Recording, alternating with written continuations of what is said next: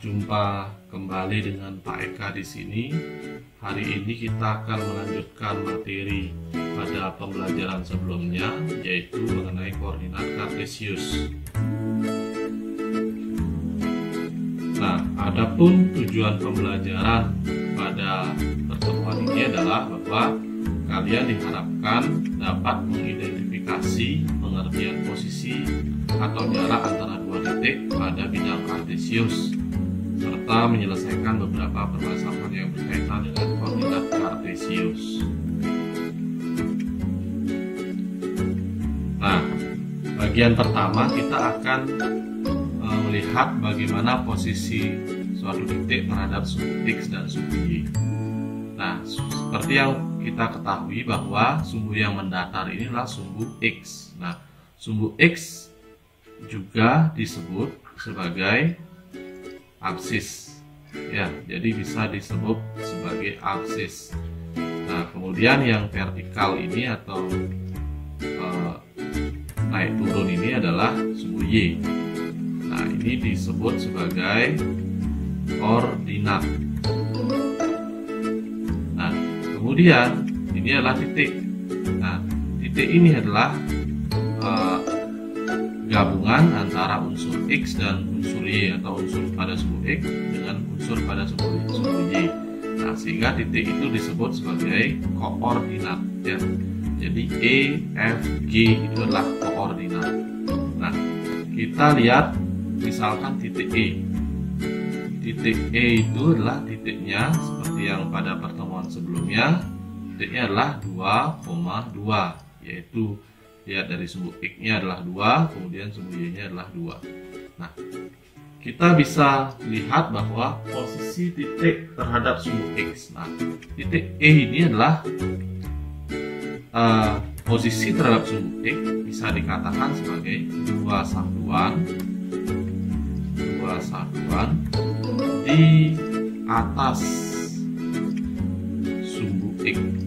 Ya, jadi di atas sumbu X dua satuan. Kemudian terhadap sumbu Y itu dua satuan di kanan sumbu Y. Kemudian titik F. Titik F ini kita bisa baca yaitu negatif 2,1. Nah, kalau kita lihat terhadap sumbu X, nah ini adalah sumbu X, berarti satu satuan di atas sumbu X. Kemudian kita bisa lihat di terhadap sumbu Y itu adalah dua satuan di kiri sumbu Y. Kemudian kita bisa lihat bahwa titik Y itu adalah koordinatnya adalah negatif 3, negatif 3. Kita bisa lihat terhadap sumbu X, ternyata dia ada 3 satuan di bawah sumbu Y. Jadi di bawah sumbu X 3 satuan di bawah sumbu Y. Nah, sumbu X. Jadi kita bisa hitung ya. Ini sumbu X-nya, kemudian titiknya, jadi loncatnya 1, 2, 3. Jadi 3 satuan. Kemudian terhadap sumbu Y. Nah, terhadap sumbu Y, ini sumbu Y-nya juga 3 satuan di sebelah kiri. Di kiri sumbu Y. Nah, kita bisa lihat dari pola seperti ini. Nah, kalau seandainya nilai Y-nya, nah, jadi sumbu X itu bisa dilihat dari nilai Y-nya. Nah, kalau Y-nya positif, berarti dia di atas sumbu X. Kemudian, kalau sumbu Y bisa dilihat dari nilai X-nya, sama. Jadi kalau positif di kanan, kalau negatif di kiri. Begitu juga kalau di sumbu X, di atas itu adalah positif, di bawah adalah negatif. Nah, kemudian kita bisa lihat titik F juga sama, jadi kita lihat sumbu Y nya itu 1, berarti satu satuan di atas sumbu X. Nah kemudian pada sumbu Y kita lihat nilai X nya negatif 2, berarti dia 2 satuan di sebelah kiri sumbu Y. Begitu juga dengan titik G, jadi bisa dilihat secara seksama.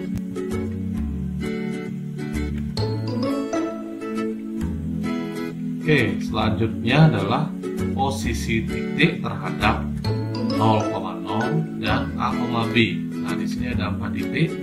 Nah, coba kita mulai dari titik Q ya. Nah, titik Q itu adalah titiknya yaitu negatif 5,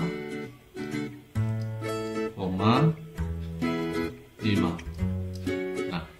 Kemudian bagaimana posisi titik terhadap 0,0? Nah, kita lihat posisi titik terhadap 0,0. Jadi 0,0 itu ada di pusat koordinat, jadi ada di sini. Nah, posisinya kita bisa lihat bahwa posisinya adalah 5 satuan di sebelah kiri dan kita lihat posisi Q ini berarti ke atas 5 juga ya, jadi 5 ke kiri, 5 ke atas ya, jadi dan 5 satuan di sebelah atas. Nah kemudian kita cek titik R. Titik R itu titiknya adalah negatif 5, negatif 3. Masih ingat ini ada di kuadran berapa? Ya benar ya, sambil mengingatkan bahwa titik R ini ada di kuadran 3. Nah, kita lihat bahwa R ini berada sama. Jadi kita lihat di sini, jadi 5 satuan ke kiri ya. Jadi 5 satuan di sebelah kiri dan berapa? 3 satuan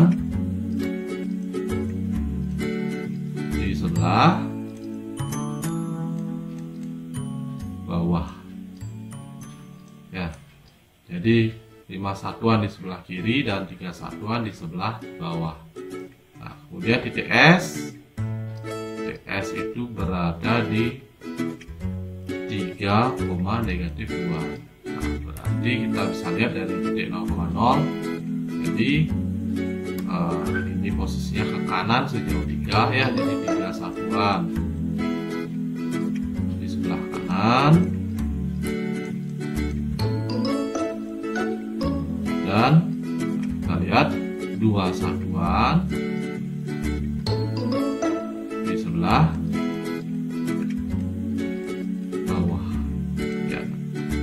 Jadi kita bisa ambil kesimpulan bahwa posisi titik terhadap 0,0 itu tinggal melihat titik itu di absisnya dan ordinatnya. Jadi kalau absisnya negatif berarti dia ada di sebelah kiri. Kemudian kalau ordinatnya atau Y-nya negatif juga di sebelah bawah. Kalau positif di sebelah atas. Nah, kemudian ini titik R kita bisa lihat X-nya negatif atau absisnya negatif, berarti 5 satuan di sebelah kiri. Kemudian titik negatif 3 berarti 3 satuan di sebelah bawah. Nah, jadi kita bisa simpulkan bahwa terhadap titik 0,0 itu bisa dilihat dari koordinat itu sendiri, koordinat titik itu sendiri. Jadi sumbu X dan sumbu Y. Jadi kalau sumbu X-nya itu kanan dan kiri, kemudian kalau sumbu Y atas dan bawah. Jadi kalau sumbu X-nya positif ada di sebelah kanan, sumbu X-nya negatif ada di sebelah kiri. Begitu juga dengan sumbu Y. Jadi kalau sumbu Y-nya positif berarti dia ada di sebelah atas 0,0. Sebaliknya kalau dia negatif ada di bawah 0,0. Nah, kemudian bagaimana posisi titik terhadap titik tertentu, misalnya titik P. Kita bisa lihat, jadi kita kita bisa hitung misalkan Q terhadap P ya. Jadi titik Q ini terhadap P, jadi kita bisa hitung di titik Q ini ada di, kalau kita lihat mendatar ya, kita bisa hitung nih. Jadi loncatnya berapa? 1, 2, 3, 4, 5, 6, 7. Jadi ternyata ada 7 satuan ya di sebelah kiri. Di terhadap titik P ini kita bisa lihat koordinatnya adalah 2,4. Jadi ini bisa kita simpulkan bahwa dia berada 7 satuan di sebelah kiri. Dan kita bisa lihat dari sini berarti 1 satuan di sebelah atas. Nah, di sebelah atas. Jadi kita bisa lihat bahwa kalau dia dengan suatu titik, kita bisa hitung berapa loncat mendatarnya, berapa loncat vertikalnya. Nah, kemudian misalnya P dengan S. P dengan S kita bisa hitung. Jadi posisi S di sini berarti ke kanan. Jadi satu satuan ya, satu satuan di sebelah kanan. Sebelah kanan. Nah, jadi kita bisa hitung karena posisi S nya di sini, kita bisa hitung ternyata loncat 1, kemudian ke bawah 1, 2, 3, 4, 5, 6. Ternyata 6 satuan di sebelah bawah. Di sebelah bawah. Nah, untuk titik S kalian bisa cari sendiri. Sorry, ini titik S ya, ini titik S ternyata. Untuk titik R kalian bisa cari sendiri. Jadi untuk titik R ini kalian bisa cari sendiri berapa posisinya terhadap P. Nah, kalau kita lihat di sini, kita bisa simpulkan sendiri bahwa dari P ke Q ini, jadi Q ini kan titiknya adalah negatif 5,5. Nah, kalau kita lihat bahwa ternyata jaraknya adalah 7 satuan ya, jarak ini yang mendatarnya 7 satuan, vertikalnya adalah 1 satuan. Nah, dari sini kita bisa lihat nilainya. Nah, ternyata kita bisa buat bahwa jarak mendatarnya, jadi jarak mendatarnya misalnya P itu adalah X1, X2, kemudian X1, Y1, kemudian Q itu adalah X2, Y2 ya, jadi P itu X1, Y1 dan Q itu adalah X2, Y2. Jadi karena jaraknya ini 7 satuan, jadi kita bisa lihat bahwa ternyata ini bahwa koordinat P dikurangi koordinat Q atau koordinat Q kurangi koordinat P, tetapi dibuat dalam bentuk positif. Jadi posisinya atau jaraknya ya, jarak bisa kita lihat mendatarnya adalah, jadi agar bisa bernilai positif. Nah, kalau dalam matematik dilambangkan dengan tanda mutlak, jadi bisa dihitung dengan X2 kurang X1. Nah, jadi nilainya selalu positif. Kemudian vertikalnya kita bisa hitung, itu adalah Y2 kurang Y1. Jadi dan nilainya selalu positif ya, jadi ambil yang positifnya. Misalnya negatif 5 ketemu, dihitung 5. Jadi mendatarnya kita bisa hitung, kalau P dan Q kita bisa hitung X2 nya misalnya negatif 5. Nah, ini Q nya adalah negatif 5 kurangi P nya 2. Nah, ini kan negatif 7. Nah, positifnya jadi dimutlakkan nilainya 7 ya. Nah, kemudian vertikalnya kita bisa hitung. Nah, Y2 nya adalah 5, kemudian Y1 nya adalah 4. 5 kurang 4 adalah positif 1 ya. Jadi harga mutlak 1 sama dengan 1 ya. Jadi nilainya positif ya 1. Jadi sama dengan ini 7 satuan 1 satuan. Oke, jadi itu adalah posisi titik terhadap suatu titik tertentu untuk A, B. Oke, kita lanjut. Nah, jarak antara dua titik. Nah, seperti yang sudah kita ketahui bahwa jarak antara A dan B kita bisa hitung bahwa ini sebagai bagian mendatarnya. Kita lihat pertemuannya di mana. Nah, di sini. Nah, ini seperti tadi bisa dihitung dengan X2 kurang X1, jadi dikurangi. Kemudian ini adalah Y2 kurang Y1.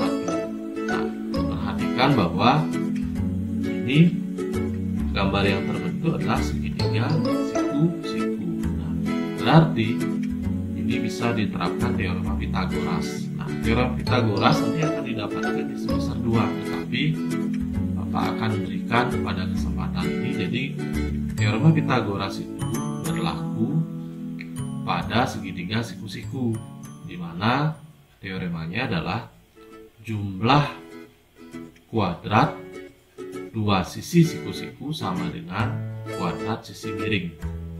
Jadi sisi miring dari segitiga ini adalah AB. Jadi kalau bisa dihitung AB kuadrat itu sama dengan jumlah kuadrat dari kedua sisi siku-sikunya. Sisi siku-sikunya yang mana? X2 kurang X1.